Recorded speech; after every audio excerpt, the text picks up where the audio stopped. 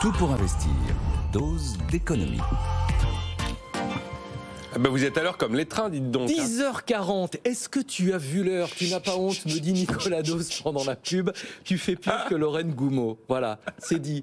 On est en retard. On est en retard, Nicolas, et ça nous fait la transition parce que la SNCF a aussi la réputation d'être en retard. On va parler d'un nouveau concurrent pour la SNCF. La société Proxima annonce avoir réuni 1 milliard d'euros pour s'attaquer au TGV. TGV. Voilà. Quel est son projet? Le projet, c'est avec cet argent d'acheter 12 rames à Alstom, c'est très concret, pour espérer en 2028 lancer un Paris-Rennes, un TGV, Paris-Angers-Nantes et Paris-Bordeaux. C'est le fonds d'investissement Antin qui est très réputé, qui porte ce projet, l'intégralité du milliard d'euros, et qui détiendra 100% de Proxima à terme. Et alors, c'est une entreprise privée indépendante qui a la particularité d'être pilotée par Rachel Picard.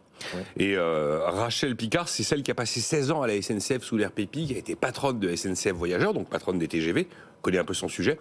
Elle a fait aussi partie des équipes qui ont conçu voyagesncf.com, l'ancêtre de SNCF Connect. Et elle est secondée dans ce projet par aussi quelqu'un qui a de la bouteille, un ancien de la RATP, qui a piloté les activités de la RATP en Grande-Bretagne et en Irlande. Voilà l'histoire.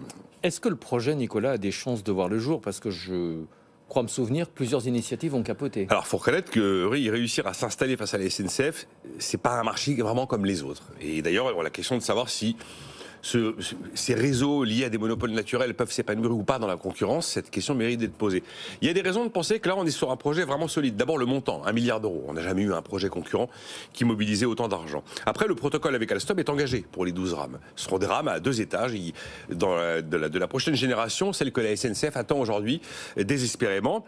Ensuite, il y a le schéma de maintenance des 12 rames a été mis en place, donc les choses sont là aussi avancées. Ça va être le travail d'un concessionnaire qui réalisera la maintenance des trains dans un nouveau site qui verra le jour près de Bordeaux. L'expérience du fonds Antin dans le domaine du ferroviaire est quand même ancienne. Ils ont eu des activités en Grande-Bretagne, en Allemagne, en Italie, aux États-Unis. Et puis, j'ai envie de dire, le pédigré de la directrice générale, Rachel Picard, donne l'impression quand même qu'on est sur vraiment quelque chose de très construit et de plutôt avancé. Mais il est vrai que exister face à la SNCF, c'est plutôt une série d'échecs aujourd'hui. Le tout dernier en date, c'était en début de semaine. Il s'appelle Midnight Train. Il voulait lancer des trains de nuit. Eh bien, il a renoncé, faute d'argent et faute de soutien de l'État. L'idée, c'était de commencer par un Paris-Milan-Venise, et puis ensuite, probablement, un Paris-Nice, un Paris-Barcelone. Même phénomène, ça se passe fin avril devant le tribunal de commerce de Cahors. Cette fois-ci, c'est Railcoop qui est liquidé. Railcoop avait l'ambition de relancer une ligne Bordeaux-Lyon qui passerait par Périgueux, Limoges, Montluçon et Roanne, ligne fermée en 2014 par la SNCF.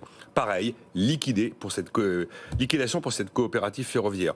On a quelques projets qui essayent de surnager encore. Il y a toujours Le Train, elle s'appelle Le Train, qui veut là s'inviter sur le TGV également dans l'Ouest en faisant un Nantes-Bordeaux. Il y a Kevin Speed qui était venu sur BFM Business expliquer son projet de Ryanair du train, du TGV low cost, avec l'idée de relier Paris à Lyon, Paris à Lille, Paris à Strasbourg. Et puis il y a un autre projet qui s'appelle Evoline. Evoline espère lancer un Paris-Londres en 2025 pour concurrencer l'Eurostar. Mais je dis bien, ce sont des projets.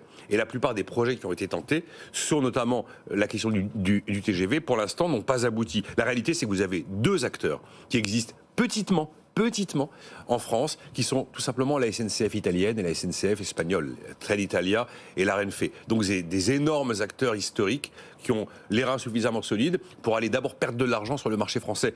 Et le problème, c'est que oui, c'est pas vraiment un marché comme les autres, et puis la SNCF n'est pas une entreprise comme les autres.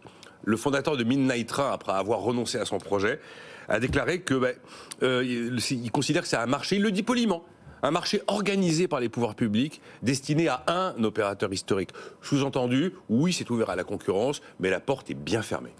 Vous avez entendu la blague de Jean-Marc Daniel ce matin. C'était pas vraiment un projet concurrent de la SNCF parce que eux promettaient d'être à l'heure. Oui.